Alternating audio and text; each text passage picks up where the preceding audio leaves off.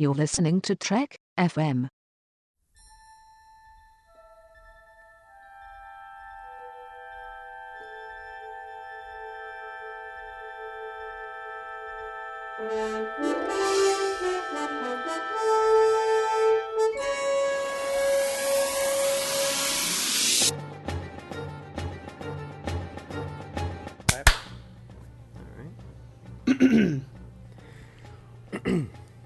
Hello, everyone, and welcome to From There to Here, Trek FM's celebration of 50 years of Star Trek, where we cover everything from the original series to beyond. I'm your host for this block, Daniel Proulx, and with me is Mike Schindler. And we are here to talk about two episodes. Two Deep Space Nine episodes, in fact, Facets and The Adversary. So we'll start with Facets. Dax performs the Trill Ziantara ritual. By the way, I watched that episode today and I still could not remember that, which allows her to meet her previous hosts. So we've got all of these old personalities we've been hearing about up to this point. Mike, what do you think? What do you think about this episode?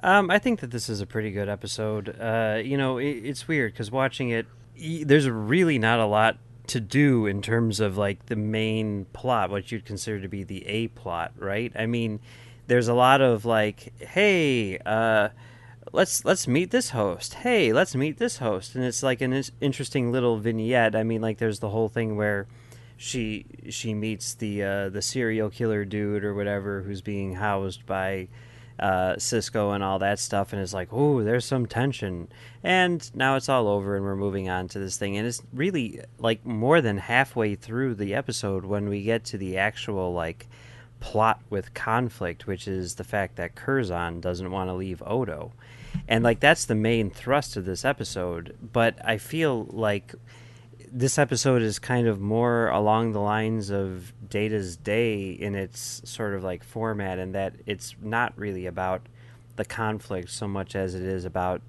the backstory, for Dax in this case. And I think that that's pretty cool. I think it is interesting, and it kind of like throws an interesting spotlight on, what it means to be a Trill and all that stuff. And I think they do some interesting stuff with the character of Curzon and the character of Odo, because both of these characters are presented as like very likable people. We see Odo on a weekly basis, and everyone loves him, and he's a very honorable man and all this stuff.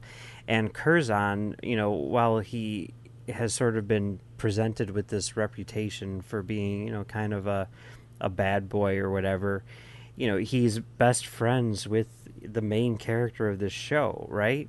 So then to see the two of them together do something which is, potentially very, very harmful to Dax without much in the way of, remorse until the very end is an interesting and yet I think at the same time honest portrayal of these characters, and I think that that's pretty cool, and that's something which Deep Space Nine does a lot really well, where the other shows really don't. So yeah, I think this episode is pretty decent. It's structurally wonky, but thematically sound. So yeah, what did you think about it? Yeah, I was watching it, and I was thinking to myself the same. I was like 15 minutes in, 20 minutes in, and we're still just kind of going through this process of basically giving all of the actors something neat to do, which is fine. It was cool, and seeing these older characters, play off of Dax, and that was cool. I liked that. But I was like, wow, I don't remember exactly what happens in this episode. It's been a while since I'd watched it. What is the main story here? And of course, as soon as Odo walks in with Curzon, I'm like, oh yeah, I remember now. And I like the episode, and I like that whole thing.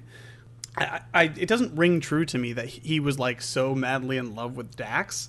I don't know, just because of what we understood about Curzon up to this point, and the fact that he was like, he's supposed to be really old, like an old dude, I don't know, it just, not that old people can't fall in love with young people. I'm sure it happens all the time, but it just doesn't.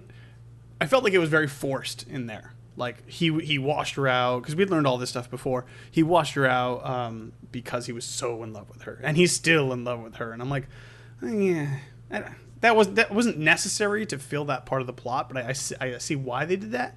It's just not effective for me. Yeah, I agree. That is a little weird for sure. And they maybe could have gone about that a different way and made it more interesting. Like maybe she learns that he really doesn't want her to be a host, and now she is going to have to live with that regret or whatever. I don't know. It could have been more interesting. It's a little weird to hear that for sure, but I think on the whole it works. I mean, this is not a stellar episode by any stretch of the imagination, but I do think it is a pretty solid episode. I mean, the thing, and I think I've said this before here, but when the DVDs first came out and I was watching Deep Space Nine, I was so into it. I was like, "There's really not a bad episode of this show, is there?" And then my friend's like, "Well, Time's Orphan," and I'm like, "Oh yeah." But I mean, and since then, I mean, you can see definitely there are some episodes which do not work very well at all. But on the whole, I think that there are very, very few bad episodes of Deep Space Nine, and some of them might not be masterpieces, like, for example, maybe the one that we're going to be talking about next. But I think most of them are very good. Yeah, it's interesting, right? The B plot of this episode is with Nog and his attempts to get into Starfleet Academy, much like Wesley Crusher before him.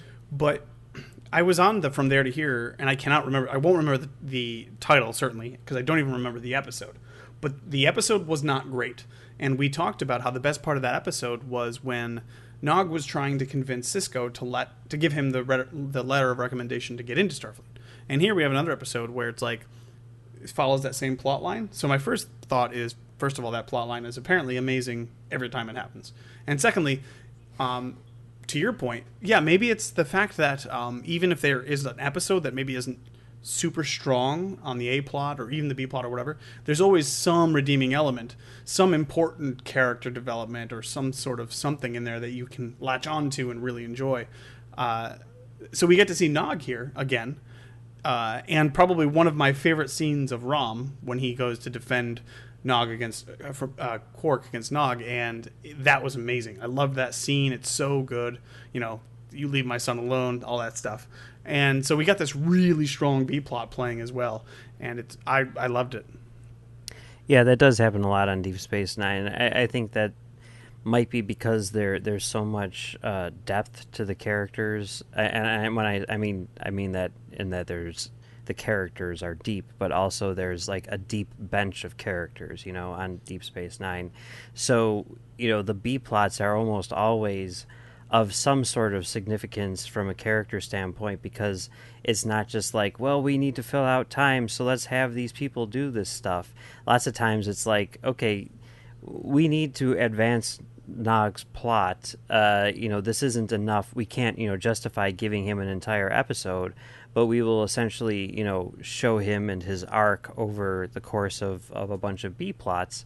And, certainly that's one of those steps here. And, I think it's not very controversial to say that the character development and the overall arc of Nog's character from really Emissary all the way on through is one of the best in the history of Star Trek, which is so crazy. It's the least likely place. I'm sure when Michael Piller was writing Emissary and he had the Ferengi kid steal the whatever from the thing, I'm sure he wasn't thinking like, this is going to be the start of my crowning achievement, but it was. So there you go.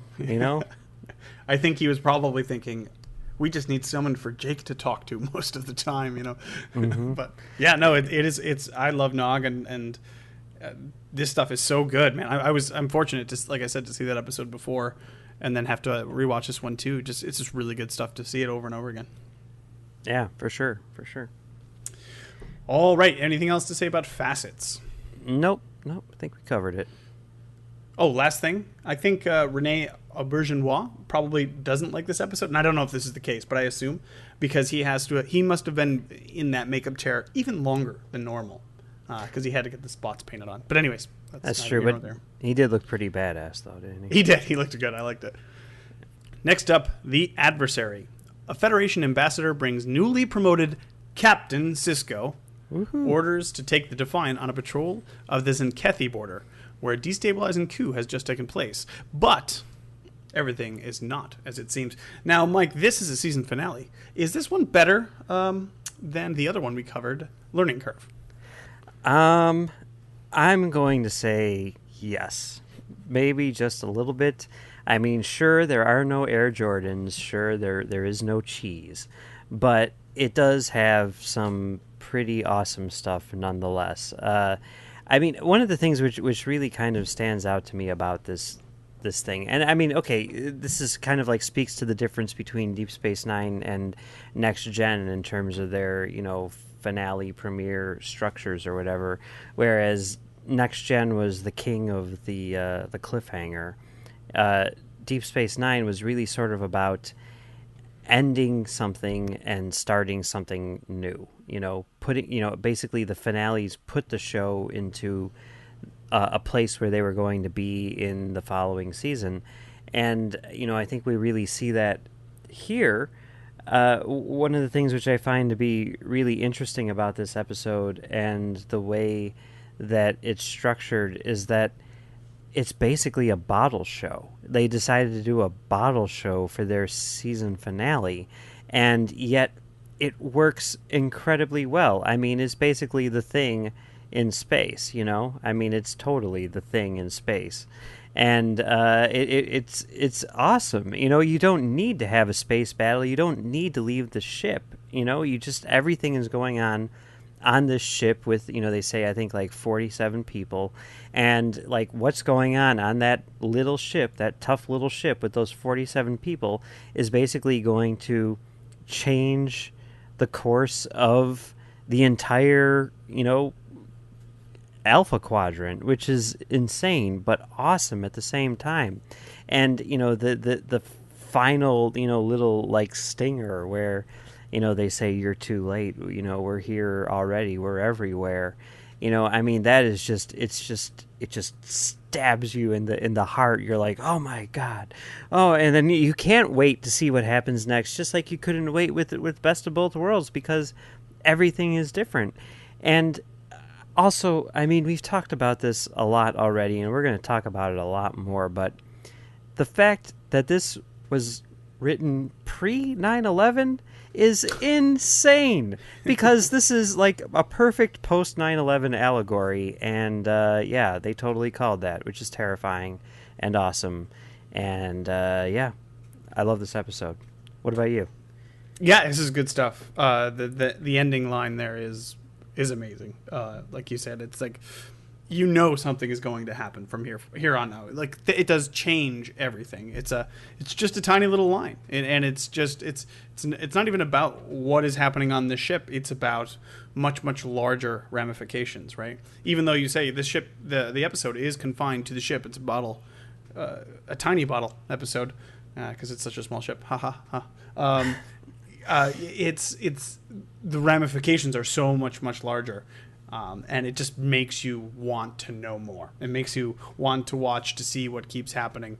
No, this is a great, wonderful episode, and of course, Sisko finally gets to be a captain like the rest of his buddies. So that's good.